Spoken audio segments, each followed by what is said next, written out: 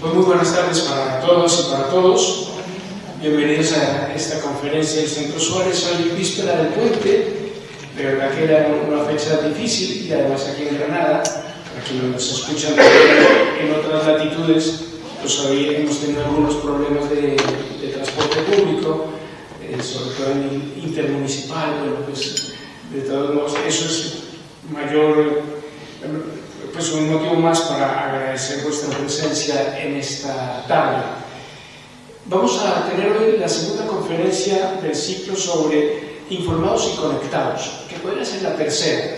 En la primera, que fue como un marco conceptual sobre la inteligencia artificial, pues nos abría como ese enorme panorama de todo lo que es el mundo digital, la inteligencia artificial, el ChatGPT, todo esto que está tan de moda. En la segunda conferencia, que fue hace 2 semanas, la profesora Justa Gómez nos habló sobre todo lo que tiene que ver el derecho a la intimidad, las fake news famosas. Hemos decidido dejar el título en inglés fake news porque así es como se les conoce, pero para nosotros en buen castellano pues son noticias falsas, noticias trucadas, y la posverdad. Y pues como lo sabéis, Justa Gómez es abogada, pues nos dio una visión muy interesante de todo lo que tiene que ver con el ordenamiento jurídico tanto en España como en Europa sobre el manejo de estas tecnologías y lo que significa o lo que puede consistir o convertirse en un acto punible dentro del ordenamiento jurídico español. Esta tercera conferencia tiene como un enfoque más político del mundo de la comunicación y la digitalización, de toda esta era de la informática que estamos viviendo, y precisamente se llama Dependencias tecnológicas y neocolonialismos. Es decir, cada día es más frecuente el recurso que tenemos y la dependencia a lo tecnológico. De hecho, ahora estábamos conversando con la persona que nos acompañó y le dije, ¿necesitas ordenador y PowerPoint? Y dijo, no. Le dije, bueno, pues precisamente al hablar de dependencias tecnológicas, qué bueno que no tengamos que depender de una imagen, de un PowerPoint, sino que podamos conversar sobre aquellas cosas que nos importan y son vitales para nuestro desarrollo humano. Dependencias tecnológicas. Hay una cantidad de estadísticas que podéis ver de la cantidad de horas que dedicamos, no digo que dedican los jóvenes, que a veces les achacamos es que los jóvenes dependen de los móviles, nosotros también. La cantidad de veces que nosotros levantamos esto para ver si tenemos un WhatsApp o para ver si tenemos una notificación es increíble. Podemos dedicar más de 5 horas al manejo del móvil, que ya es mucho tiempo. Pero bueno, es una cantidad de dependencias que estamos teniendo, y luego que también este masivo uso de la tecnología está generando nuevas formas de colonización y nuevas formas de creación de pensamiento. Decían los cuatro jinetes del Apocalipsis, decían ahora hay que agregar uno quinto. El quinto jinete del Apocalipsis es la desinformación, que surge precisamente a través de la masificación, y cuando una noticia falsa, un bulo se quiere dejar correr, precisamente es para ir creando pensamiento, para ir creando conciencia, una conciencia manipulada por parte de quienes detentan el poder de la información.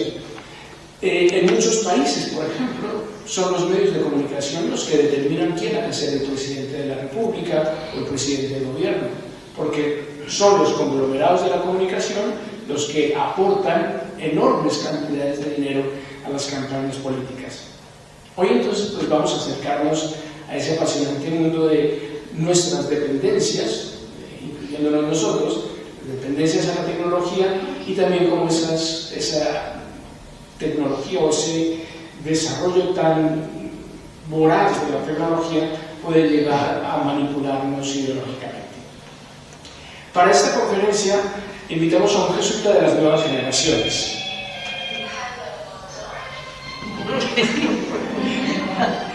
Y es eso lo que suena bastante. Si podéis apagar el móvil, por favor. Es una dependencia tecnológica. Y además que es de una alarma fuerte. Pero bueno, no pasa nada. Entonces, os decía que hoy nos acompaña un jesuita de la nueva generación. Cuando Álvaro nacía, un día como ayer, hace 38 años, al día siguiente, pero un año antes, es decir, cuando él cumplía un año, al día siguiente me ordenaban a mí sacerdote. O sea que hoy estoy cumpliendo 37 años de sacerdote y Álvaro ayer 38 años de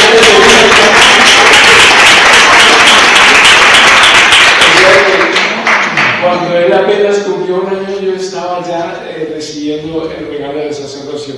Esto quiere decir que él realmente es un jesuita de las nuevas generaciones y yo ya soy un jesuita de las viejas generaciones.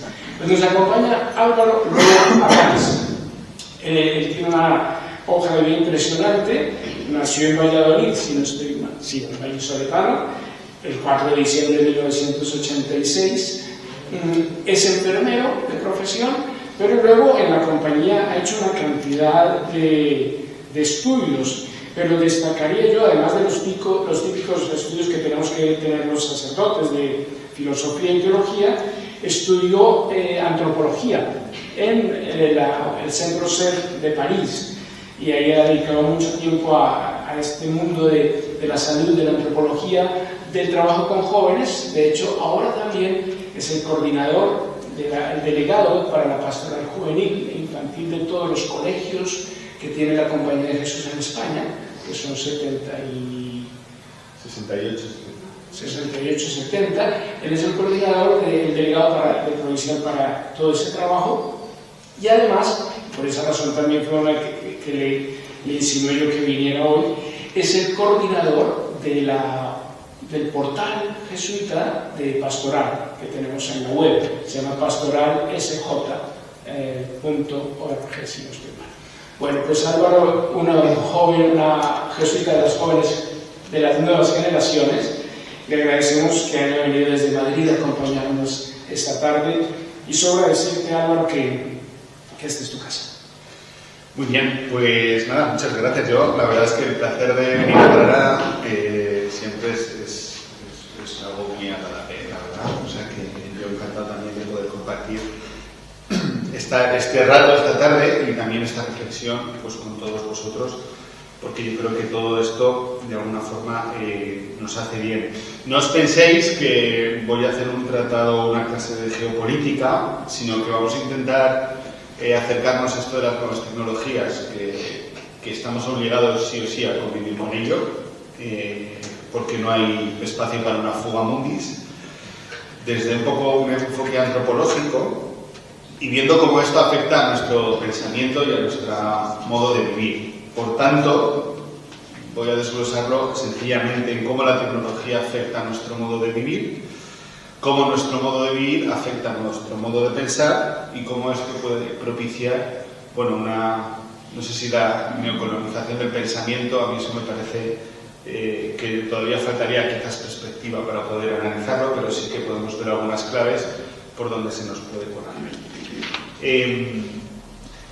Hoy en día podríamos hablar de muchísimas crisis. Por supuesto, una crisis institucional o política, crónica, al menos en España. Por supuesto que una crisis ecológica o socioecológica, crisis educativa. Vivimos una crisis moral que pasa desde los quirófanos hasta nuestras costas. Depende con quién hablemos, podemos hablar de una crisis económica. Si uno es del Madrid, puede hablar de una crisis futbolística. Pero está a nosotros situarnos en el concepto catastrofista de las crisis, pues de alguna forma no nos vale o nos resulta algo insuficiente. El Papa Francisco habla de que no es una época de cambio, sino que es un cambio de época. Y a mí esto siempre me recuerda a aquella edad moderna donde surge la Compañía de Jesús, donde puede haber claves que de alguna forma nos bajen un poquito los humos, ¿no? Cuando a veces nosotros nos ponemos catastrofistas, pensamos que ya no es lo que era, que todo va a acabar mal, pues si ahora nos asustamos por la guerra de Ucrania y por lo que ocurre en Oriente Próximo, en aquella época era la batalla de Lepanto donde se frenaba al turco. Si al Papa ahora le dan por la izquierda y por la derecha, en aquella época Lutero rompía la cristiandad. Si ahora nos estremecemos con los casos de abusos en la Iglesia, en aquella época algunos papas tenían hijos. Si ahora vemos como la Europa de los nacionalismos crece por doquier, bueno, en aquella época había un conflicto abierto y encarnizado entre Francisco I y Carlos V. Si ahora vemos cómo la dignidad de la persona se pone en cuestión, el concepto de persona, 1551 en Valladolid era la controversia de Valladolid, donde Bartolomé de las Casas y Sepúlveda discutían si los indígenas de América Latina tenían alma o no. Si ahora vemos cómo el ser humano pone la vista en Marte, en aquella época se descubría el nuevo mundo. Y si ahora nos asustamos con la inteligencia artificial, yo recuerdo hace 2 años justo dar una charla aquí en escuelas católicas, en el congreso que hubo en Granada, y presentaban la inteligencia artificial y el ChatGPT. Bueno, esa es una presentación que dejó a todos atónitos, ya que era una versión barata de lo que hay hoy en día en tan solo 2 años. Nosotros lo vivimos así, en aquella época, de alguna forma, pues se sobrecogían un poco cuando empezaban a rebuscar entre los conocimientos del Renacimiento y se abría sin querer un mundo nuevo para aquellas personas del siglo XVI. Dice Charles Dickens en la novela Historia de 2 ciudades un párrafo que creo que es estremecedor, pero que creo que nos puede ayudar a ubicarnos en nuestro tiempo, sobre todo a vivirlo con muchísima más paz, calma de lo que puede ser. Era el mejor de los tiempos, era el peor de los tiempos, la edad de la sabiduría y también de la locura, la época de las creencias y de la incredulidad, la era de la luz y de las tinieblas, la primavera de la esperanza y el invierno de la desesperación. Todo lo poseíamos, pero no teníamos nada. Caminábamos en derechura al cielo y nos extraviábamos por el camino opuesto. En una palabra, aquella época era tan parecida a la actual que nuestras más notables autoridades insisten en que, tanto en lo que se refiere al bien como al mal, solo es aceptable la comparación en grados de pues esto que en aquella época era decirle, bueno, esta no es la época peor ni la mejor de la historia, sino que es una época en la que el ser humano, la humanidad, ha salido, puede aplicarse al siglo XVIII, al siglo XIX y, ¿por qué no?, al siglo XXI. Sin embargo, vamos a intentar comprender algunas de las realidades en las que nosotros nos movemos hoy, habitantes del siglo XXI. Y son fenómenos que existen en la sociedad y donde quizás nos podemos ver cada uno de nosotros y de nosotras identificados. Porque de alguna forma, sin querer, hemos incorporado algunos modos de funcionar del consumismo, ¿no? Es decir, nuestro modo de consumir, y iremos poco a poco entrando en esto de la tecnología, está contagiando también nuestro modo de vivir, de concebirnos, de pensar, de relacionarnos, ¿no? De alguna forma, nosotros vamos adquiriendo un algoritmo en el que vamos calculando viajes, coste, placer, dinero, beneficios, tiempo, comodidad. De tal forma que si tenemos 2 planes, esto le pasa sobre todo a los jóvenes, que coinciden al mismo tiempo, podemos llegar a colapsar, porque nos toca renunciar o elegir a uno de los 2 planes. Eso es lo que llaman los jóvenes el foco, ¿no? Hay que elegir, no podemos renunciar y colapsamos. Y estamos todo el rato calculando cuál es el mejor plan posible que yo debo acometer. Si estamos 20 minutos sin hacer nada, y esto lo veo cuando voy a los colegios, nos sentimos mal. Y el sábado por la mañana, si hay algo de tiempo libre, pensamos, ¿qué se me estará olvidando?, ¿no? De tal forma que parece que tenemos que estar rentabilizando el tiempo constantemente. Si miramos nuestras pantallas del ordenador, podemos ver que estamos en una especie de multitarea constantemente, ¿no? Y esto es como el TikTok, que vas cambiando en vídeos de 15 segundos y estamos cambiando todo el rato de escenario, de pantalla. Y quizás aquí, veo que hay algún profesor, es una frase magnífica de los alumnos, que es bastante graciosa, que antes no existía, pero ahora sí, es la de me renta, no me renta, ¿no? Es decir, yo hago algo si me conviene o no me conviene. Claro, la realidad es que todos sabemos que apoyándonos en el me renta, no me renta, pocas vidas se pueden construir, pocos proyectos se pueden construir. Pero es una lógica que se ha ido incorporando a través del lenguaje. Y el lenguaje se ha ido haciendo realidad también en nosotros mismos, ¿no? Por otro lado, vivimos en un mundo en el que hay como una especie de velocidad centrífuga, ¿no? Que a nosotros nos mueve. Esto ocurre sobre todo, yo lo veo cuando estoy en Madrid y cuando no estoy en Madrid, ¿no? Como si viviésemos a otro ritmo, a otra velocidad, ¿no? Esto es curioso porque en las grandes ciudades tienes casi siempre la exigencia de tener que hacer un plan. Y si no tienes un plan, de alguna forma te acabas sintiendo mal. Esto yo lo he vivido y a veces ocurre, ¿no? Y esto la gente que vive en las grandes ciudades, pues les puede pasar, ¿no? Pero es como si con el virus del COVID se hubiese mezclado otro virus también que lleva a romper vínculos en la sociedad. Vemos cómo las familias se rompen, las nuestras y las de otros. Vemos cómo el compromiso laboral cada vez es más frágil, ¿no? Ahora alguien, yo pienso en mi padre que se pasó toda la vida en el mismo trabajo, ahora lo normal es cambiar de trabajo constantemente, lo deseable, el ideal. Lo vemos en la política, como las instituciones se fragmentan constantemente. Incluso como los conceptos se subdividen, ¿no? Si coges un diccionario académico, lo que antes era un concepto en 3 líneas, ahora necesita 10.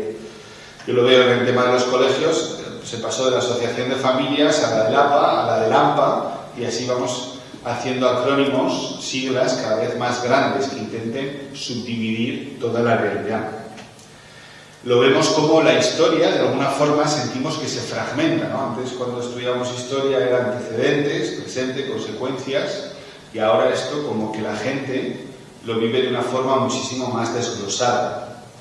En el tema religioso lo vemos en los sacramentos, cómo se rompe el significado para muchas personas, y sobre todo lo vemos en la sociedad, cómo hay una mayor polarización, ¿no? Cómo esta máquina centrifugadora pasa por todas las dinámicas de la sociedad. Quizás, para mí, el referente más claro, yo hace un par de años me invitaron a una boda en Tenerife. Normalmente yo de las bodas no me suelo quedar, pero como estabas en Tenerife no puedes decir tengo una misa, porque yo no estaba lejos de casa.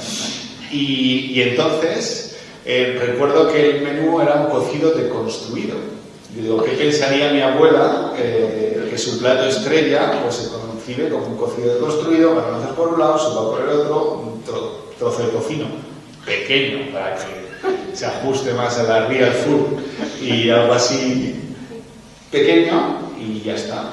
Y en el fondo esto es el paradigma de nuestro tiempo, es el paradigma de la deconstrucción de la realidad, ¿no?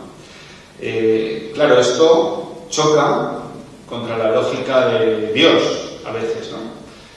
Mientras que el mundo propone Babel, donde la identidad trascendida por el egoísmo es la que prima, en Pentecostés es la identidad trascendida por la comunión la que gana, ¿no? Y esta es una lógica en la que está el mundo ahora. Pero por otro lado, debemos asumir que vivimos en un mundo cada vez más complejo, ¿no? Y donde nos cuesta comprender cada vez más el mundo. Yo siempre pienso en mi abuelo que tiene 99 años y digo, ¿cómo nos verá? ¿Cómo nos verá, no? De tal forma que todo se vuelve más complicado, que si tienes una charla tienes que tener una presentación. Y esto lo hago porque la tenía preparada, pero cuando estaba repasando la nota digo, pero no seas tan incoherente. Pero yo lo veo en pastoral, que parece que tienes que hacer una oración, algo tan sencillo como una oración, y tienes que preparar proyector, hoja, canción, todo. Si quieres comprar un billete de Renfe, ya te tienes que enfrentar con la página de Renfe, que eso ya es palabras mayores. O si quieres una consulta médica, te puedes acabar volviendo loco, ¿no? De alguna forma, nuestra sociedad se complejiza. En el liderazgo se habla del contexto VUCA. El contexto VUCA es el contexto que utilizan los marines de máxima volatilidad e incertidumbre posible, ¿no? De tal forma que nuestras dimensiones del tiempo y el espacio cambian, y eso quizás nosotros cada uno lo podemos ver, que puedes desayunar en Zaragoza, comer en Barcelona y dormir en Sevilla. Esto es algo que se da porque la tecnología nos lo permite y si un correo no lo recibimos en 2 horas, nos ponemos francamente nerviosos, ¿no? Son dimensiones que no controlamos y que hace que escenarios como una guerra como la que estamos viviendo en Ucrania o en Oriente Próximo sea algo imprevisible. Lo mismo el virus del COVID. Hace 100 años, pues un barco que hubiese salido de Wuhan, la gente estaría muerta o tendría anticuerpos cuando el barco llegase donde sea. Ahora en 24 horas puedes diseminar un virus por todo el mundo, ¿no? Es decir, el cambio es tan cuantitativo que puede llegar a ser cualitativo, ¿no? Hay un pensador que aquí en España no se lee mucho, el tal Morin, francés, que todavía sigue vivo, tiene 101 años por ahí, que tiene varias universidades en América Latina a su nombre, y él habla de la complejidad, ¿no? Y esto el Papa Francisco de alguna forma lo toca, ¿no? Cómo nuestro pensamiento tiene que asumir de alguna forma la multirrelacionalidad, la complejidad de la realidad, ¿no? Cuando a veces nosotros también a través de la ciencia, pues esto es un vaso y vamos a estudiar el vaso, ¿no? Y la realidad es que tenemos que aprender a movernos, a comprender la realidad en toda su complejidad. Y ese es el escenario en el que nos movemos cada uno de nosotros, ¿no? ¿Somos dependientes de la tecnología? Pues yo creo que cada uno puede hacer su respuesta, pero evidentemente yo aquí en el teléfono móvil llevo mis billetes de tren, llevo la tarjeta de crédito, respondo a los correos electrónicos y los WhatsApp.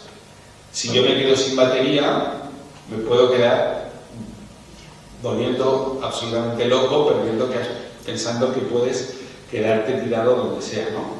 Es decir, la dependencia de la tecnología, si repasamos nuestra propia vida, no lo podemos olvidar, no lo podemos trascender, porque somos de alguna forma absolutamente presos. La tecnología nos hace más poderosos, evidentemente, porque podemos hacer muchísimas más cosas, pero nos hace más vulnerables porque somos más dependientes de ello. Y esto cada uno de nosotros lo puede ver. Sin embargo, hay aquí 2 cosas que yo creo que no podemos olvidar. Que la tecnología, el avance de la ciencia también, por otro lado, nos exige más profundidad y más sabiduría.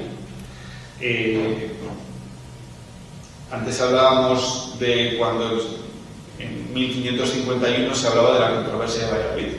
Los cambios hacen que tú tengas que profundizar en tu propio pensamiento. Sin tecnología no hubiese habido un giro copernicano y no hubiese avanzado ni la teología ni la ciencia. Sin el descubrimiento del funcionamiento de las especies, de la biología y la geología del siglo XIX, no hubiese avanzado, por ejemplo, la teología y también la biología. Es decir, la tecnología nos exige ser más profundos. Sin embargo, no podemos dar por hecho que la tecnología por sí nos hace ser más profundos. Esto en educación lo ves cuando los niños te hacen una presentación maravillosa, pero no significa que porque te hagan una presentación con Canva, con Prezi, con PowerPoint, con todo lo posible, vaya a ser algo más profundo. Es decir, la tecnología nos exige profundidad, pero eso no significa que ya la tengamos por sí. Por tanto, la tenemos que buscar. La tecnología tiene sus implicaciones en el ser humano y en el modo de funcionar del ser humano. Porque en el fondo, nosotros nos relacionamos con un móvil, nos relacionamos con la luz, nos relacionamos con muchas cosas. Y esto tiene sus implicaciones en el día a día, ¿no? Quizás el concepto teológico era como el manto, ¿no? En el tiempo de Jesús el manto era casi como dar significado a la persona, porque toda persona llevaba su manto por si se quedaba a dormir donde fuera. Bueno, nosotros, nuestro manto, tristemente, o para bien, es el móvil. Insisto, la tecnología no hay que verla como algo negativo. El libro supuso un cambio tecnológico bueno. La agricultura supuso un cambio tecnológico bueno. La rueda supuso un cambio tecnológico bueno. Yo creo que no hay que verlo siempre cuando nos vengan estas imágenes catastrofistas siempre volver al texto de Charles Dickens, que nos hace ubicarnos y bajar un poco la guardia con nuestro tiempo. Pero la tecnología, sin querer, nos cambia la cosmovisión. ¿Qué es la cosmovisión? Bueno, pues en el fondo es el modo de comprender y de leer la realidad. Yo hace años me leí de forma bulímica los libros del Capitán Alatriste, de tal forma que yo salía de fiesta con mis amigos y yo interpretaba ya todos según los personajes del Capitán Alatriste. Bueno, los amantes de Harry Potter, de la Guerra de las Galaxias o del Señor de los Anillos, siempre que nos acercamos a la Navidad, lo ven, ¿no? Ese modo de comprender la realidad desde unos determinados parámetros que explican conceptos, relaciones, modo de ver el mundo. Y es que la tecnología cambia nuestro modo de comprender la realidad. ¿Quién no se ha enfrentado nunca a la anécdota del niño que piensa que la leche viene del supermercado y que se compra en el Mercadona, ¿no? Esto es una realidad. Bueno, ahora por la tecnología se puede pensar que la creación de la vida no viene del fruto del amor entre un hombre y una mujer, sino que puede haber otras fuentes de vida. Ya los niños ya no vienen de París, sino que vienen de la ciencia, ¿no? Y esto nos abre a un horizonte que ya a través de la tecnología todo se puede hacer. Y entramos ya en un paradigma del derecho, de la posibilidad. De tal forma que si tú puedes hacerlo, está bien. Y todos sabemos que hay cosas que aunque puedas hacerlas, no tienen por qué estar bien. Y aquí entramos en un campo de la moral, pues que podría ser muy delicado, como bien sabemos, ¿no? Pero sin querer, esto se va colando en nosotros, ¿no? Yo recuerdo una vez un familiar de policía me contaba la anécdota que había ido un señor a denunciar que habían abierto el coche. Y dice, bueno, pues ya está, le han abierto el coche, le han robado no sé qué. Y el hombre pedía que fuese básicamente la policía científica, en plan modo CSI Las Vegas, a investigar, ¿no? Esto cambia nuestro modo de pensar, ¿no? Ya crees que la ciencia puede solucionarte hasta las cosas más banales. Y sin querer tú te metes en un campo de la exigencia.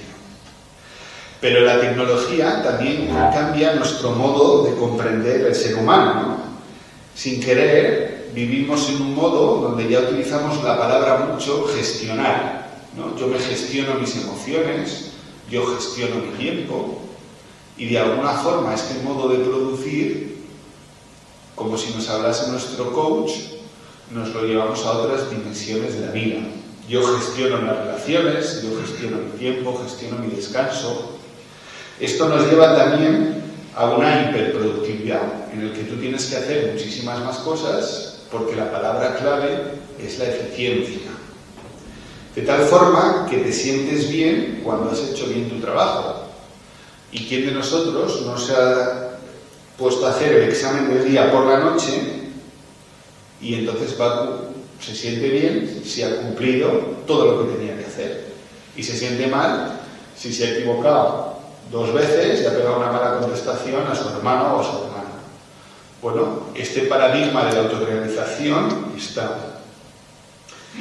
Y sin embargo, esta comprensión con la tecnología siempre nos lleva a un más cuantitativo, no cualitativo. Es decir, es una especie de dinámica ascendente. Voy a poner un ejemplo. Evidentemente uno viene a Granada y se va al mirador de San Nicolás, ¿no? Porque es un sitio bonito, maravilloso y es una imagen de contemplación, ¿no? El otro día estuve allí y había una papelera que ponía algo así como: lo más importante es reciclar. Muy bien, a lo mejor lo más importante no es reciclar, sino que lo más importante es que no te tomes una Coca-Cola si no la necesitas. Es decir, la tecnología siempre nos va a meter en una especie de más, no te va a decir nunca menos, ¿no? El Papa Francisco advierte en Laudato Si, cuando habla de la tecnología, de ojo con convertirnos en máquinas. No se trata el Papa Francisco que dice vamos a reciclar, vamos a ser más ecológicos, por supuesto, sino vamos a convertirnos más en seres humanos. Y eso hará que lancemos el freno del acelerador, consumamos menos y eso tendrá muchísimas más consecuencias, ¿no? por supuesto que positivas para otros y para nosotros mismos, ¿no? Porque esta forma de relacionarnos con la tecnología, que insisto, es algo bueno, nos lleva a un pelagianismo o a un voluntarismo, por así decirlo. Es decir, todo depende de nosotros porque vamos siendo cada vez más poderosos. Entonces vamos subiendo en esa escala, como en las tres banderas, como las dos banderas, y sin embargo nos lo vamos creyendo, ¿no? Yo me acuerdo hace 30 años, fuimos a visitar a mi catequista, que le habían operado de una hernia, entonces éramos dos amigos de 7 años, y el hombre señor nos dejó en su cuarto, él se fue con sus amigos, y nosotros vimos el ordenador, y empezamos a preguntarle cosas al ordenador, como si el ordenador fuera capaz de respondernos todo. Bueno, este paradigma de la tecnología puede respondernos todo, lo hacemos nosotros cada vez que tenemos una pregunta. Preguntamos a Siri, preguntamos a la inteligencia artificial o al chat GPT. De tal forma que pensamos que la tecnología es la que puede solucionar todas nuestras dudas, nuestras cuestiones. Y que la tecnología no tiene límites, ¿no? Esto es como lo que se pensaba en la Unión Soviética, que si había un problema de hambre, pues lograríamos incrementar la producción quinquenal y así podríamos dar de comer a muchos más millones de personas, ¿no? Hay un detalle estos días que quizás puede venir, que puede ser un poco controvertido, ¿no? Cuando hemos oído a través de la lana solo el pueblo salva al pueblo, de alguna forma hay un componente, por supuesto, político ahí, no lo voy a dudar, hay un componente también fraternal, no lo voy a dudar, pero también hay un componente ideológico que a nosotros nos resulta insuficientes. El ser humano, la humanidad por sí misma, no se puede salvar sola, porque hay preguntas que el ser humano, que la tecnología no te puede responder. No quiero hacer yo el ejercicio ahora de preguntarle a Siri por la vida eterna. No voy a preguntarle a Siri por qué habrá de mis abuelos que ya han fallecido y que me esperan en el cielo. No voy a preguntarle a Siri cuál es el sentido de mi vida, porque la tecnología no me lo puede decir. Y aquí se nos olvida de que hay cosas en la vida que no tienen solución, o que la respuesta simplemente está mirando a la cruz, porque de alguna forma las redes sociales suponen una elongación de nuestra libertad, de nuestra voluntad. Y yo creo que esto es importante, ¿no? Porque en la Biblia, y nosotros cuando vemos el libro de Job, lo vemos, que la sabiduría de Dios es mucho más grande y que hay cosas que por mucho que la ciencia nos lo diga, no las vamos a saber. Sin embargo, la ciencia, por su propia dinámica, nos hace creernos que nos tenemos que saber todo. Esto, pues que la tecnología, sin querer, nos puede llevar a una especie de autorreferencialidad.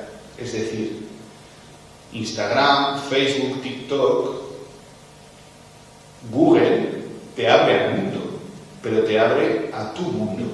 Y yo creo que esto es importante tenerlo claro, porque si no a veces creemos que somos muy abiertos, que llegamos a muchas cosas, pero lo único que hacemos es alargar los límites de nuestro propio deseo. Pero también la relación con la tecnología, nuestra dependencia, nos puede llevar a cosificarnos, ¿no? De alguna forma, yo no soy experto, por supuesto, en Big Data, bueno, no soy experto, sino que tampoco sé de Big Data, pero en el fondo es llevar nuestra vida a los datos. Y los datos es una puerta de la alineación. Si antes, en el siglo XIX, la alineación venía por el salario que ganabas y tu modo de vivir, bueno, cuanto más nos caractericemos por los datos, mayor posibilidades habrá de caer en cierta alineación. Sin embargo, creo que lo más complicado es la separación entre el cuerpo y el alma que puede acontecer cada vez con la tecnología, ¿no? Hay una tensión siempre entre cultura y biología, sabiendo que somos los dos, una condiciona a la otra y viceversa, ¿no? Yo, mi madre, que tenía un problema de pies, entonces iba al fisio y te decía, si es que voy al fisio y no hay nadie con una enfermedad, si todo el mundo va porque le duele algo, pero porque quiere que el fisio le dé un masaje. De alguna forma, hay un culto al cuerpo, pero también cada vez más vemos mucha gente que va al psicólogo sin tener un problema grave de enfermedad mental, sabiendo que cada vez las hay más, ¿no? Y la realidad es que entramos en un paradigma con lo virtual donde se separa la psique del cuerpo, es decir, el cuerpo y el alma.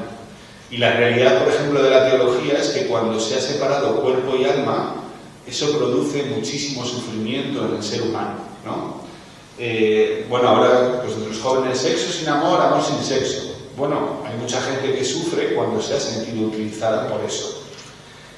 ¿Quién de nosotros no ha acabado extremadamente agotado de las videoconferencias, donde se separa el cuerpo y el alma?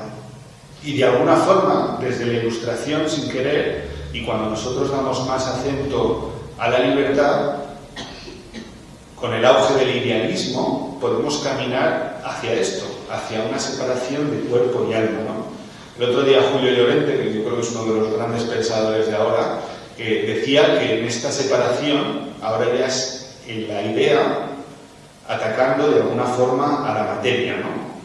Por eso el Papa insiste tanto en que la realidad está por encima de la idea.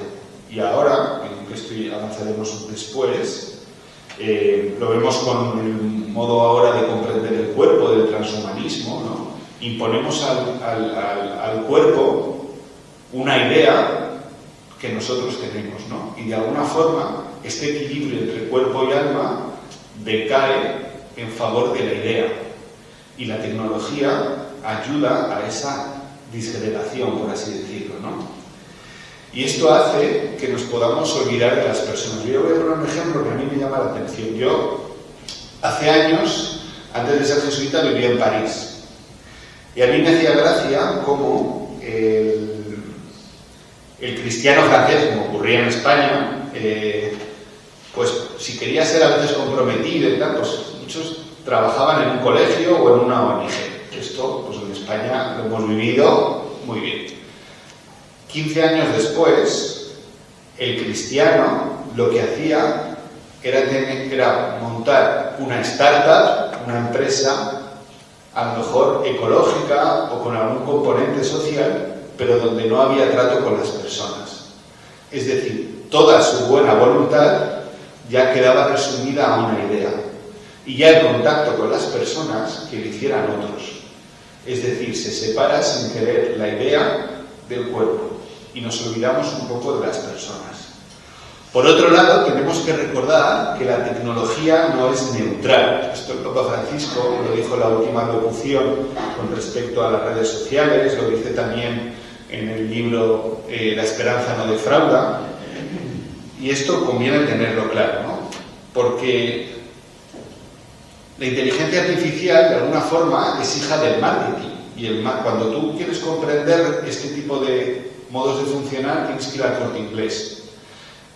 El Corte Inglés te van a tratar muy bien, pero hay cosas donde no se van a mojar. La publicidad no te va a hablar de la religión, porque de alguna forma es algo que te puede descolocar, ¿no? El otro día me contaba la profesora de literatura de Bachillerato de Zaragoza cómo se había dado cuenta que en las redacciones aparecía cada vez más la palabra significativo o resignificar, porque la inteligencia artificial utiliza mucho la palabra resignificar, porque la palabra resignificar tú no cambias la esencia de las cosas, tú simplemente le das otro significado, es decir, le puedes dar otro maquillaje, le puedes dar otras impresiones, pero no te arriesgas a tocar la realidad de las cosas. La tecnología, por otro lado, como ocurriría en la publicidad, no se mete en temas de hablar de Dios. Y el otro día, por ejemplo, que me mandó un amigo, dijo, busca a Álvaro Lobo en ChatGPT y ha puesto que eras muy empático. Y a mí me hace mucha gracia porque yo he escrito varios textos donde me meto mucho con el concepto de empatía. No porque la empatía no sea algo bueno, sino porque es un concepto innecesario para los cristianos, porque lo nuestro es la compasión, ¿no? Esto es una pelea mía que tengo personal, ¿eh? Pero me hace gracia porque utilizó un concepto que digo, esto yo he escrito en contra de eso, ¿no? Pero sin querer, la tecnología, hay una neutralidad que va a un pacto de mínimos para complacer a todos, y esto debemos tenerlo claro. Y la novedad y la inteligencia y la tecnología, sin querer, siempre busca la novedad. Esto yo creo que tiene que tenerlo claro, porque a nosotros también se nos contagia eso. ¿Por qué? Porque la tecnología puede desechar lo viejo, porque no le vale. Cuando hablamos de innovación, en los colegios se ve muy claramente. Se habla de innovación, pero a los 10 años de innovación puede entrar en contradicción, porque ¿qué dices? Entonces hace 10 años lo que hacías estaba mal, ¿no? Y siempre requiere más gasto, siempre requiere más coste. El armamento es muy claro, siempre se necesitan armas más caras, más sofisticadas, ¿no? Entonces la tecnología, sin querer, entra en esa espiral. Y la tecnología también tiene sus consecuencias, ¿no? Y a veces no tiene vuelta atrás, porque siempre va a buscar en ellas mismas una solución, pero a veces no hay vuelta atrás. Yo siempre pienso en mi madre viene de un pueblo de Valladolid donde mi abuelo era agricultor. Mi abuelo compró un tractor, entonces compró un tractor y le sobró 4 hijos que eran los que trabajaban por en el campo. Entonces el trabajo lo hacía el tractor y él se dedicó a buscar trabajo para sus hijos. Así lo hicieron los vecinos, mis otros tíos. Total, que al final el pueblo, 50 años después, se ha quedado sin habitantes. ¿Qué ocurre? Que la tecnología piensa en ella misma. La tecnología puede ayudarte si tú pasas por su árbol, pero la tecnología no piensa en las consecuencias. Yo me pregunto si los habitantes de ese pueblo, que es el mío, hace 50 años o 60, si hubiesen pensado, y si traemos todos unos tractores, igual al final acabamos con el pueblo. ¿Qué quiero decir con esto? Que la tecnología sirve si tú sirves sus intereses, pero si no va a pensar por el bien de tus intereses. Y yo creo que esto es importante cuando hablamos de la imparcialidad, porque sin querer la tecnología también puede implicar cierta desigualdad social. Esto lo vemos los que tienen acceso a la tecnología o los que no tienen acceso a las tecnologías. Hay un libro que se llama La transformación de la mente moderna, que cuenta una experiencia en Estados Unidos de cómo, gracias a un exceso de seguridad y de sobreprotección, las personas se vuelven cada vez más frágiles, ¿no?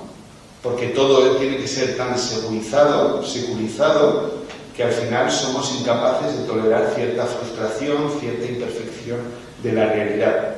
Y esto implica un mayor victimismo y victimización. Y esto creo que conviene a veces tenerlo en cuenta, ¿no? Pero por otro lado, esto nos provee de muchísimas más libertades, pero también de muchísima más angustia, porque nos hace estar eligiendo. Porque hay veces que tenemos tantas posibilidades en Amazon, tantos viajes posibles que utilizar con un buscador, que de alguna forma puede generar en nosotros cierto agobio. Esto se traduce en una sobredosis de información que a veces no somos capaces de gestionar, porque uno ha leído algo en Twitter, pero no sabe si es verdad o no. Entonces, esta información que podría ser buena, ya no solo te crea cierta confusión si no es verdad, sino que te genera cierta desconfianza del sistema. Y esto los partidos políticos lo saben.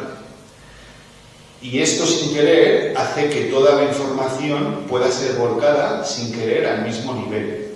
Yo tengo una amiga periodista que ella me dijo, sí, lo más peligroso de esto es que tú ahora puedes simular un ataque nuclear sin que haya ataque nuclear.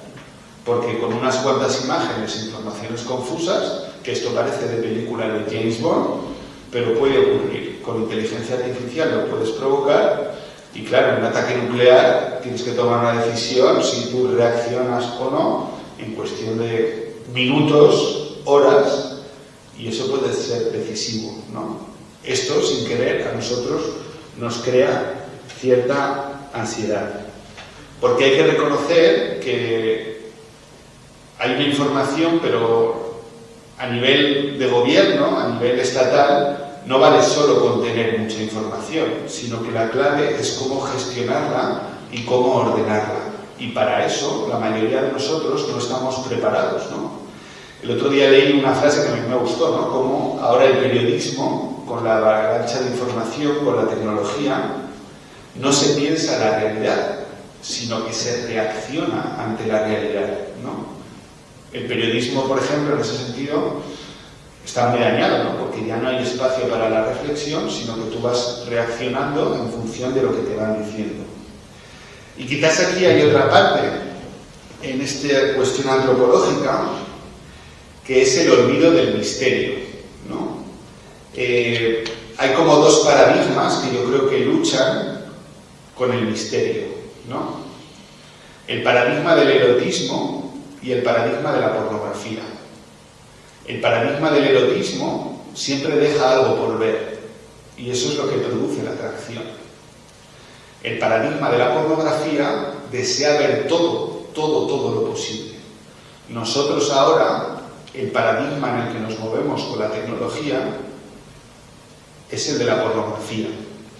Es decir, ocurre una desgracia y queremos ver y saber absolutamente todo.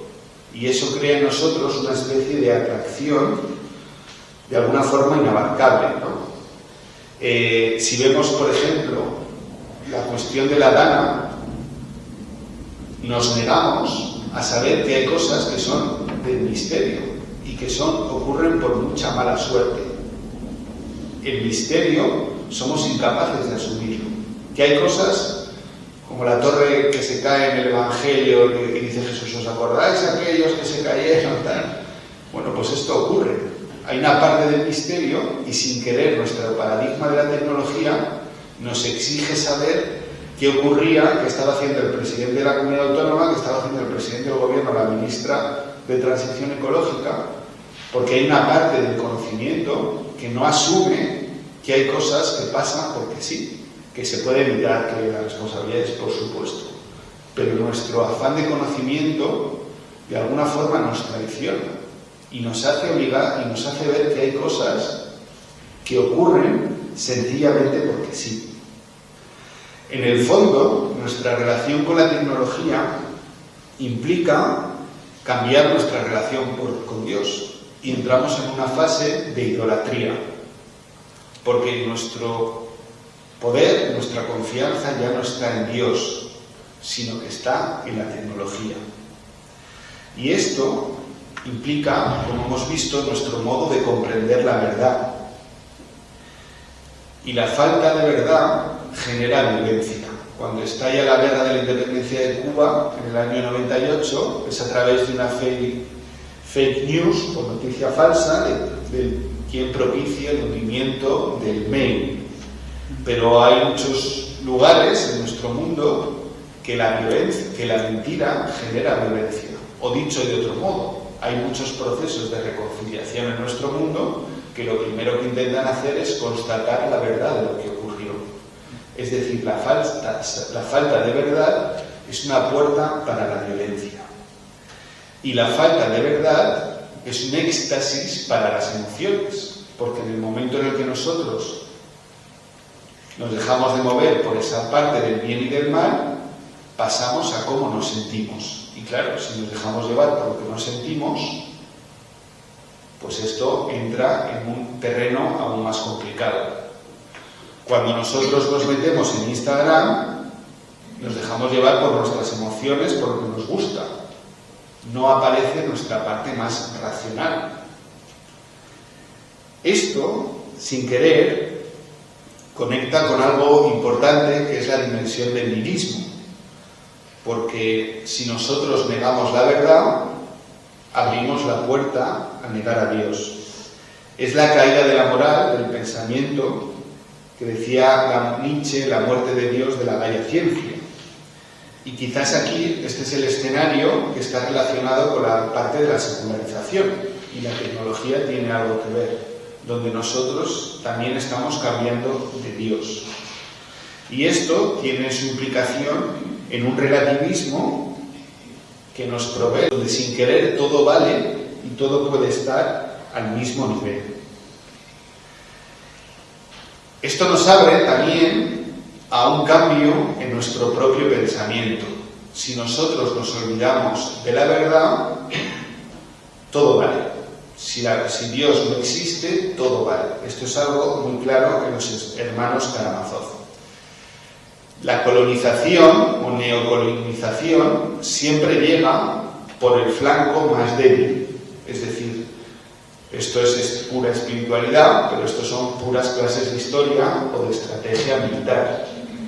Aquello por la utilidad o aquello por lo que en principio parece más desatendido, y es por ahí por donde puede pasar.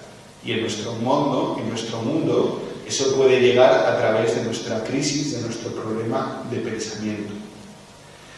Quizás aquí debemos reconocer, en este mundo de la secularización, sabiendo que la secularización son conceptos muy grandes, donde la libertad se ha elegido como una nueva religión, de tal forma que la clave es que tú seas feliz y que tú hayas decidido tu elección.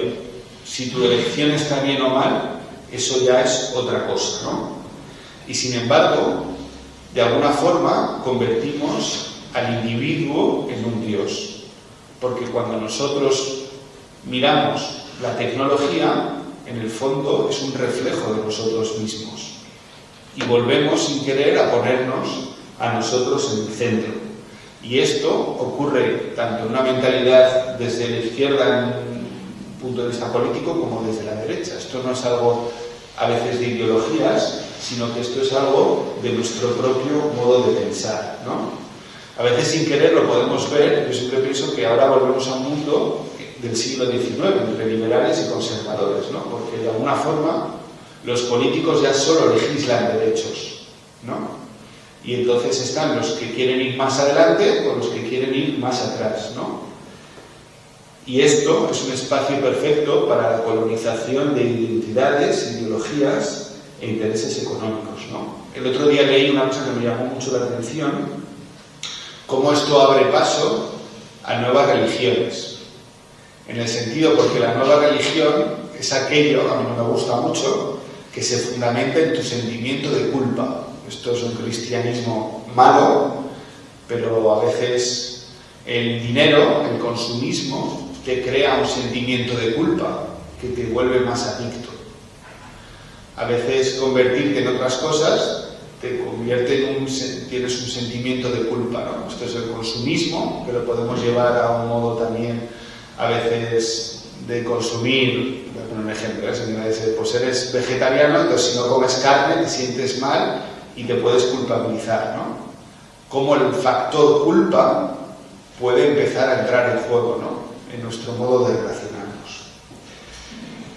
Spinoza decía que los países, las sociedades, no se rompían por el enemigo que viene desde fuera, sino que se rompían por el enemigo que está dentro y que de alguna forma es la propia sociedad que se rompe por sí misma.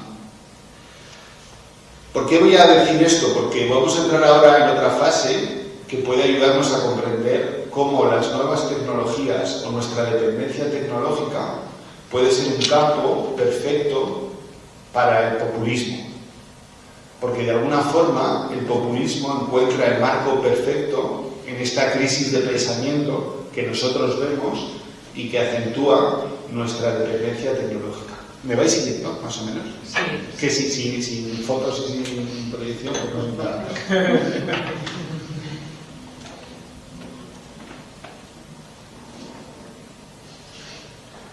Bueno, de alguna forma, el populismo, junto con el terrorismo, ha sido el gran riesgo de las democracias en el siglo XXI. De alguna forma, ambos beben de una ausencia de verdad. De alguna forma hay una especie de columna vertebral que une el nihilismo con los totalitarismos, con los populismos, ¿vale? Y esa columna vertebral, que se ha estudiado a veces, es el del nihilismo. ¿Qué quiero decir con esto? En cuanto tú renuncias a la idea de verdad, esa persona deja de ser persona y se convierte en un número, y ese judío lo llevamos a un campo de concentración, ¿vale? Esto es un modo de funcionar de la posverdad y es el nihilismo donde se movían Hitler y Stalin, por ejemplo. Y de alguna forma, si profundizásemos un poco en el nihilismo, hay una columna vertebral de Dostoyevsky cuando lo critica, de Nietzsche cuando también dice que la verdad es imposible buscar porque lo verdadero con lo falso se entremezcla, incluso también Sartre, ¿no?, en ese modo de funcionar de negar la importancia de la verdad. Como hemos dicho, esta dependencia tecnológica nos puede ayudar o llevar a comprender la verdad de un modo distinto. Pero el populismo, de alguna forma, se mueve muy bien en este nuevo escenario, ¿no? Dice Müller que el populismo, un politólogo, es la sombra permanente de toda democracia representativa, ¿no? En el fondo, el populismo es un modo simple de comprender la realidad, que requiere un colectivo desafectado para prosperar, proponiendo siempre soluciones fáciles a problemas complejos. Es decir, podríamos traducir perfectamente el populismo con el cuñadismo que vivimos todos nosotros en la cena de Navidad cuando tenemos a alguien a nuestro lado que soluciona los problemas del país, gobierne quien gobierne, con un trazo grueso. Esto lleva a rupturas de tratados internacionales, cuestionamiento de la soberanía nacional, ineficacia de respuestas políticas, crisis, polarización. Pero ¿en qué se mueve? Y aquí es donde podemos ver las redes sociales, podemos ver la tecnología. En la insatisfacción, el poder del grupo, el desprecio de los débiles, la violencia, corrupción, la devaluación de la verdad y el éxtasis de la libertad. Como vemos, son cosas recurrentes que han podido ir saliendo, ¿no? En el fondo es tener también el resentimiento como bandera. Los totalitarismos suelen crecer en una época de resentimiento contra la época anterior, ¿no? Hay un texto icónico que es de Sartre, en un prólogo de una obra de Frantz Fanon, que es de los condenados de la tierra, a propósito de África y de la colonización de África. De alguna forma es una llamada a la violencia, porque es el único camino para dar cabida al resentimiento. Bueno, esto nosotros lo podemos ver en las redes sociales y lo podemos ver en los populismos. Sean de extrema izquierda o sean de extrema derecha, cuando tú ves un mitin político de los populistas, están siempre cabreados. El resentimiento es un lugar fascinante. Y en las redes sociales, al menos si uno navega por Twitter, se puede dar cuenta cómo el resentimiento y la victimización es un eje fundamental. En el fondo siempre está en el cogollo la pérdida de la verdad. Cuando nosotros no somos capaces de ver, de reconocer la verdad, ojo, tampoco de apropiarnos de ella porque a nosotros no nos corresponde ni poseerla al 100%, hay un problema. Esto lo vemos también cuando hay un cierto conspiracionismo. Una de las cosas que tiene el nihilismo es que no concibe, el mal no es un concepto ontológico, es decir, que aparece aquí, este es el mal, sino que el mal está inserto en nuestros corazones, en el de cada uno de nosotros, no solo en el mío. ¿Qué es lo que ocurre con el nihilismo? Que necesita ubicar el mal en algún lado. Entonces siempre va a tirar de teorías conspiranoicas, y esto en las redes sociales lo podemos ver claramente, que son los judíos, en un momento dado, los masones, los jesuitas, dependiendo la época, siempre ha habido un chivo expiatorio, el virus chino, que de alguna forma es el culpable de todos los males que acontecen. Bueno, esto en un mundo de la tecnología se puede ver acentuado, porque la información fluye mucho más rápidamente, porque Siri o Google no te lo contrasta tan rápidamente. El resentimiento que hemos hablado también es algo importante, porque ahora el resentimiento, sin querer, y la victimización puede tener un altavoz muy fuerte, porque una cosa es el reconocimiento justo, legítimo y necesario de las víctimas, y otra cosa es hacer de la víctima una bandera. Y esto a los populismos, por ejemplo, les encanta. En este sentido, el populismo también se mueve muy bien con el maniqueísmo. En el fondo el maniqueísmo era una herejía que dividía el mundo entre las fuerzas del bien y las del mal. Esto es claramente Twitter, ¿no?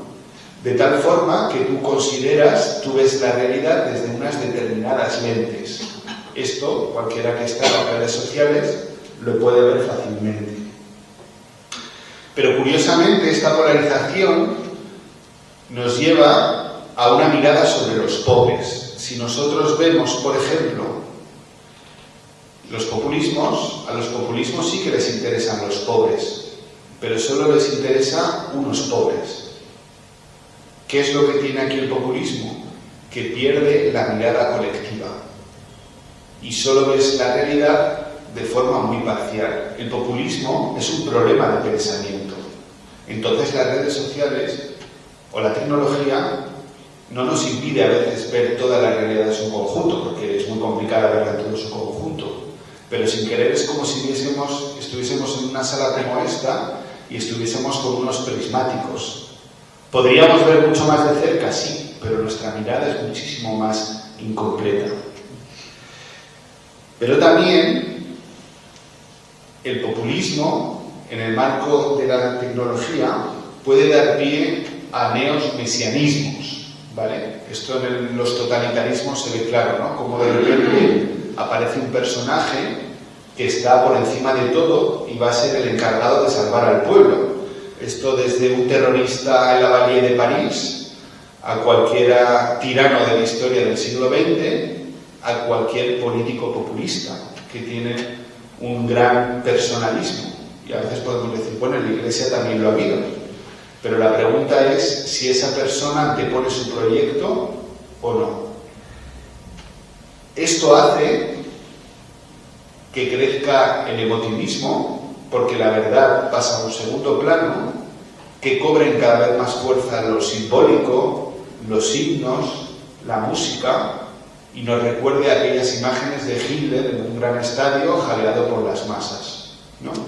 Porque en el fondo, cuando nosotros damos un paso atrás en la verdad, en el bien y el mal, lo que priman son las emociones, y en este caso prima la emoción del grupo. Claro, la tecnología, las redes sociales, por ejemplo, puede ser un gran ejemplo. Es decir, es una posibilidad para la mentira y para la posverdad. Podríamos poner, por ejemplo, el caso, ¿no? Es decir, un tuit tiene muchísimo más impacto que una tesis doctoral. Una imagen de unos menas dando una paliza a alguien puede ser descontextualizada. Eso es Twitter. Una imagen breve que coge un pequeño fragmento de la realidad y se olvida de toda la realidad de su conjunto. Esto, sin querer, nuestra dependencia tecnológica nos impide ver la realidad con toda su percepción, ¿no?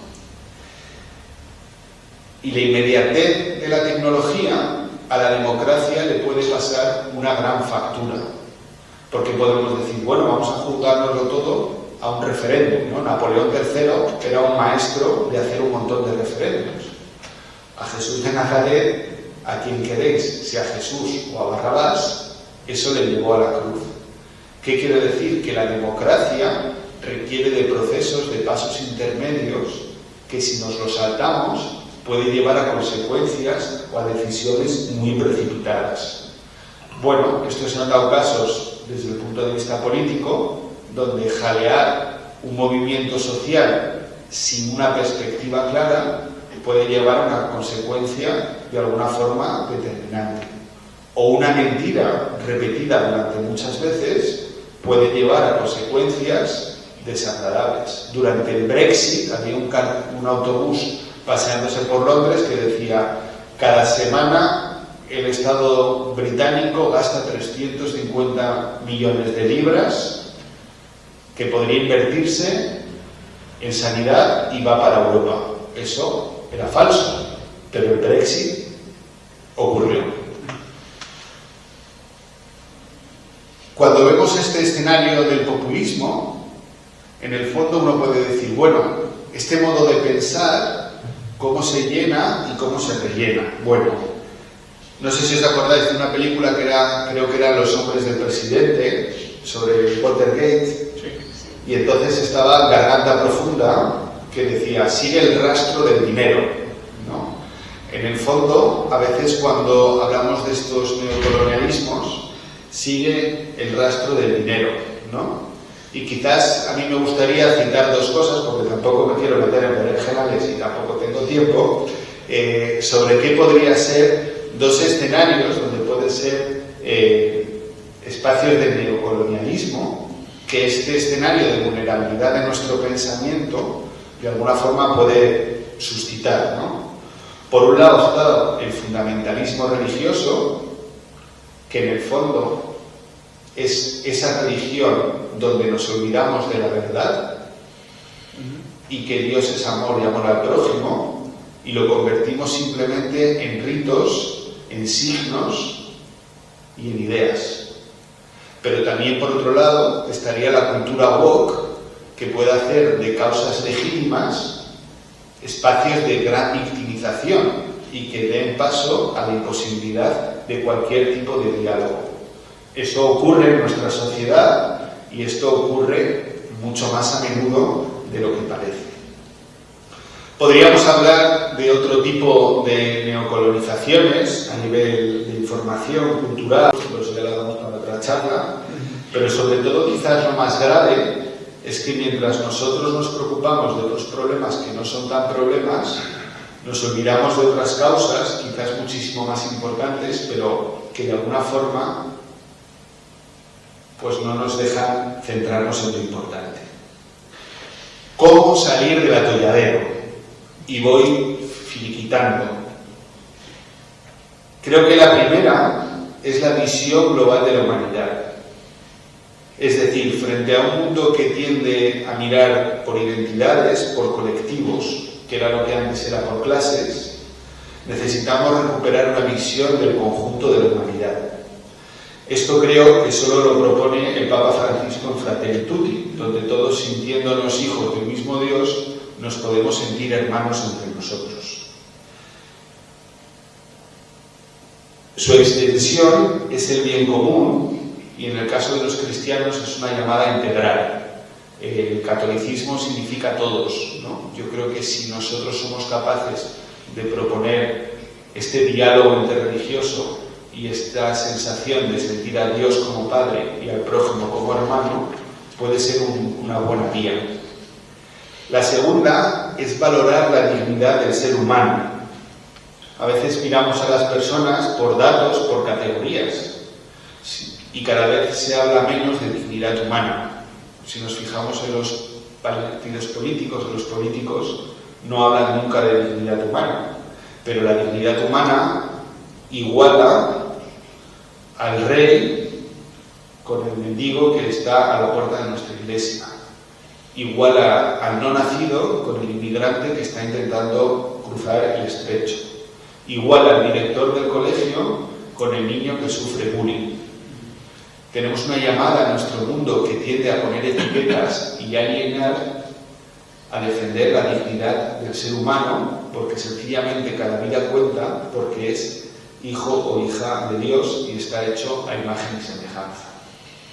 Hay otra llamada frente a la tecnología a recuperar la conciencia. Frente a un mundo que gira demasiado rápido, recuperar el aspecto de la verdad, del sentido, de la compasión, que nos hace, de alguna forma, movernos, no perder el sentido en un mundo cada vez más complejo. Y, por supuesto, está la dimensión de la profundidad. Como hemos visto, la tecnología nos exige ser profundos, pero no nos hace necesariamente más profundos. Y cada uno de nosotros tiene que ser capaz de distinguir la información, porque cada uno de nosotros es responsable de la calidad de su pensamiento. Y esto se construye con un sentido crítico y se construye también no dejándose engañar fácilmente. En el fondo es el discernimiento, que es ver lo verdadero de lo aparente. Y por otro lado, es la sabiduría de la vida, Quizás esta es la que nos pueden dar los mayores, los ancianos, los libros de la sabiduría del Antiguo Testamento, pero hay algo que la tecnología, hay un destello de humanidad que la tecnología no nos puede dar, pero hay una sabiduría que tenemos los seres humanos, que tenemos las tradiciones religiosas, el cristianismo en particular, que nos hace ser más humanos y también más de Dios. Y por último, creo que está recuperar el valor de la inutilidad. Yo esto creía que era una idea mía, pero luego leí Lucio Ordine, La utilidad de lo inútil, y te das cuenta que esto ha ocurrido durante mucho tiempo en los clásicos. Recuperar espacios de inutilidad. Frente al me renta, no me renta, la inutilidad de un atardecer. Es inútil rezar por un familiar enfermo porque no le vas a cambiar los marcadores tumorales. Es inútil una Eucaristía. Es inútil hablar con alguien que no quiere nadie. Pero son esos momentos que dan una puerta, dan espacio a la gratuidad y por tanto al encuentro con Dios, que nos hace más humano y más de Dios. Pues muchas gracias. Espero no haberos molestado mucho y ojalá seamos capaces de vivir nuestra dependencia tecnológica con sentido y quién sabe si desde Dios. Pues muchas gracias.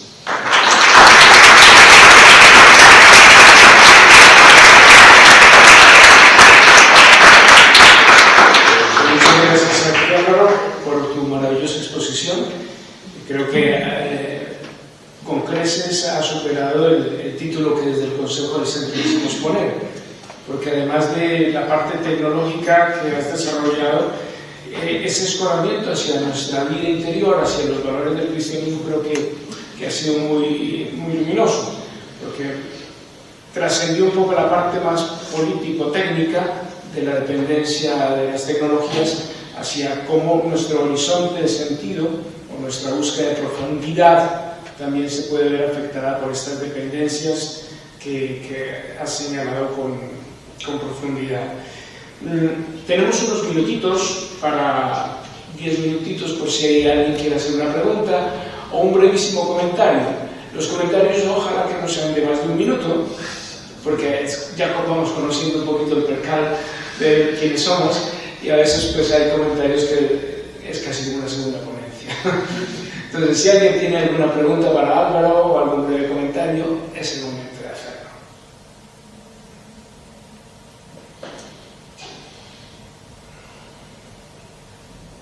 Sí.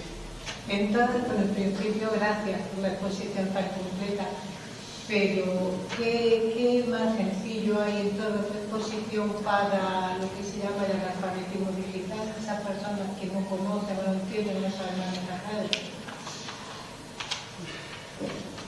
Bueno, eso es un gran problema de la sociedad, pero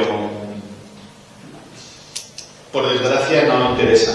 Esta mañana, no, a mí sí, pero esta mañana había un anuncio, yo creo que era de la Junta de Andalucía, que decía algo así como por la inclusión de todos, o sea, como algo más fácil para que la burocracia sea más fácil, lo utilizaban a través de la tecnología.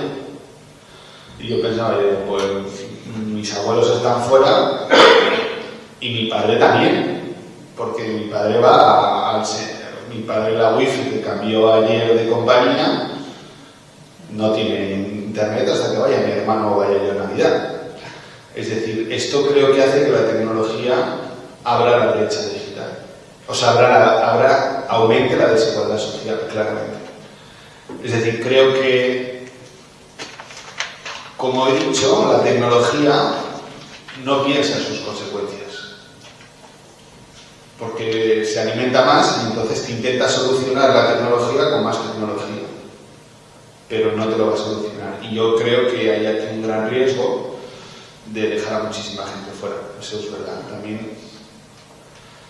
También mucha gente más a salvo, o sea, eso también lo creo, porque o sea, yo creo que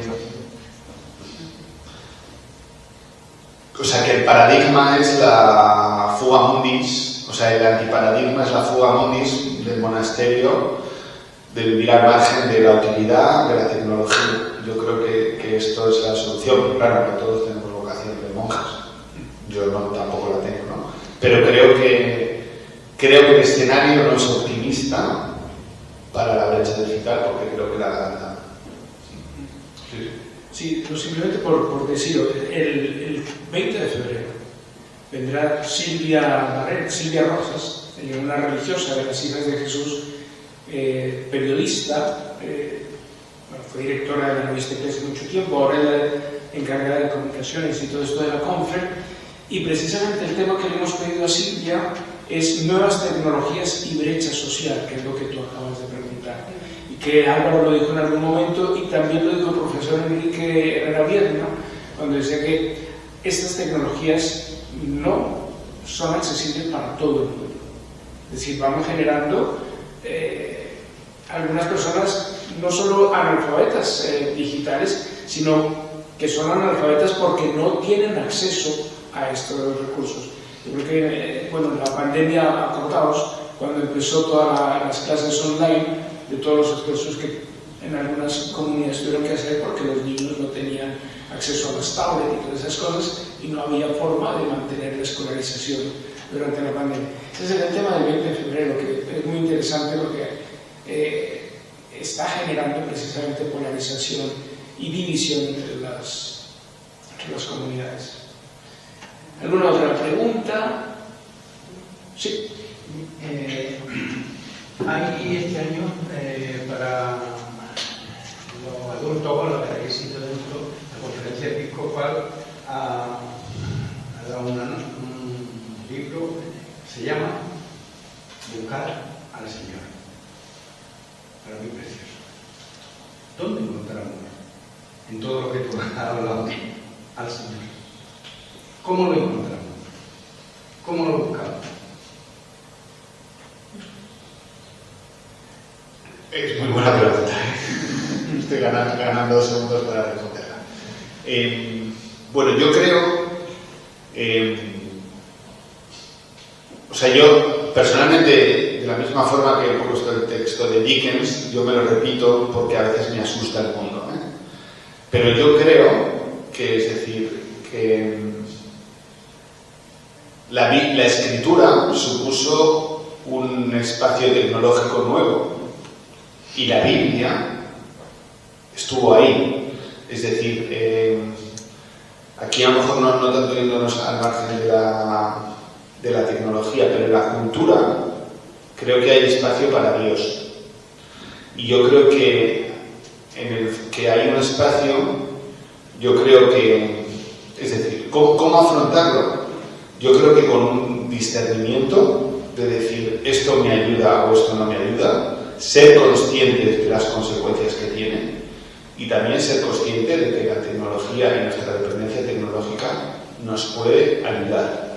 Es decir, desde el punto de vista médico es fundamental comprenderlo. Es decir, yo creo que hay muchísimas cosas buenas, pero yo creo que lo importante es hacerse consciente de las cosas y decir, oye, que cambia mi modo de relacionarme con la realidad, ¿no? ¿Dónde está Dios en todo esto? Bueno, yo creo que en el fondo, mientras esté el ser humano de por medio, yo creo que sí que está Dios. Yo creo que en ese sentido, creo que la tecnología puede ayudar a muchas personas también. Es decir, que yo creo que hay que ver las consecuencias, hay que analizarlo, pero creo que nos da muchísimas oportunidades. Lo que no podemos jugar es a endemoniarlo, porque yo creo que cada época tiene su riesgo, pero yo creo que no jugaría a endemoniarlo. Pero es verdad que no es imparcial. Y yo creo, al menos mi experiencia, yo tampoco soy un experto en las redes sociales, pero sí que puedes encontrar espacios para Dios, también espacios para Dios. Pastorales de Jota es un gran ejemplo que invito a que todos lo leáis varias veces, pero bueno, yo creo que sí que puedes, es decir, la red social, Internet es una jungla enorme, con lo bueno y con lo no tan bueno, pero creo que ahí te puedes encontrar con Dios. No sé si te respondía. Hay una cosa interesante, que el Concilio Vaticano II, que ya tiene 60 años, la declaración, los decretos sobre los medios de comunicación social en el año 65, que era un desarrollo muy incipiente, pero el decreto se llama Intermirífica del Concilio Vaticano II. Y precisamente ese nombre en latín dice: entre las maravillas de la creación, de la técnica también, están los medios de comunicación social que pueden ser utilizados para el anuncio del Evangelio. Es decir, lo que tú decías ahora, no se pueden demonizar porque pueden ser instrumentos útiles para la propagación del Evangelio. Bueno, en la pandemia, ¿cuánta gente pudo mantener su fe viva gracias a las misas en YouTube y a los canales de podcast que había por montones? Desafortunadamente, mucha gente se quedó con la costumbre de ir a la iglesia, pero yo creo que hay posibilidades de también aprovechar este horizonte cibernético enorme para vender dosis, o para vendernos, para proponer dosis de profundidad. Y voy a una imagen de nuestro provincial, cuando no era provincial, Enrique Puigdrós, en algún encuentro con Loyola dijo esto: desafortunadamente, las redes sociales, estamos en el auge de las redes, están ofreciendo un paradigma de surfistas, hombres y mujeres que van navegando sobre la ola. Nosotros ofrecemos tanques de oxígeno para bucear en la profundidad. Es decir, podemos ofrecer eso a través de las redes, buenas dosis de profundidad, donde como tú lo decías ahora, aparezca Jesús. Un Jesús que puede ser accesible a través de esos medios. Y yo creo que, no interpreto mal a Álvaro en toda la conferencia, pero es muy importante que tengamos nosotros un sentido crítico de las cosas, para que el horizonte de sentido, esas dos palabras que tú decías, profundidad y sabiduría, las empleemos en el discernimiento de todo lo que esta jungla de medios de comunicación y de redes nos ofrece. Vamos a hacer una última pregunta, porque ya estaba aquí nuestra compañera religiosa María Inmaculada. La última pregunta y nos vamos. Bueno, quería primero agradecer, y el último punto me parece muy interesante, con las claves que viste un poco cómo intentar salir de esta dependencia tecnológica. Y pensaba, pues, mirando a lo mejor por lo que estamos aquí, pues esta visión global de la humanidad, esta conciencia de la dignidad, de recuperar la conciencia, la profundidad, todo eso, pensaba quizás más o menos lo tengamos más o menos claro como cristianos, ¿no? Pero me parece lo más clave lo último que dijiste sobre el recuperar el valor de la utilidad. Y ahí te quería preguntar si tenía pensada algunas claves para enfrentar este pánico que tenemos a la inutilidad, al aguantar el silencio, al aburrimiento. ¿Hay algunas claves así concretas para ver cómo concretamente podemos salir de estas dependencias, del lado menos bueno de la tecnología que nos especialistas? La pregunta, si me permites, porque para los que están escuchando fuera, ¿no? La pregunta es algunas claves para responder a eso de la inutilidad, a ese miedo que le tenemos al silencio, a los espacios gratuitos que son tan importantes para el desarrollo humano. Bueno, yo creo que la primera respuesta es leer el libro de Lucio Ordine, porque creo que da muchísimas más claves de las que parecen. No es un libro fácil, pero es Lucio Ordine, fue princesa de Asturias creo que hace un par de años, luego falleció antes de que se le diese el premio, y él lo desarrolla muy bien, ¿no? O sea, es decir, él llega a decir, es manifiesto, o sea, por tanto es un poco así como echado para adelante, pero es decir, él invierte, es decir, mira, lo útil de nuestro mundo acaba siendo inútil. Si tú miras los momentos más importantes de tu vida, o de cada uno, son momentos de alguna forma de inutilidad, que son puertas para la gratuidad y para el significado de las cosas, ¿no? Y yo creo que esto, a mí en lo personal me ayuda muchas veces, porque incluso a veces los religiosos tenemos una visión utilitarista de la oración. Tú reza para...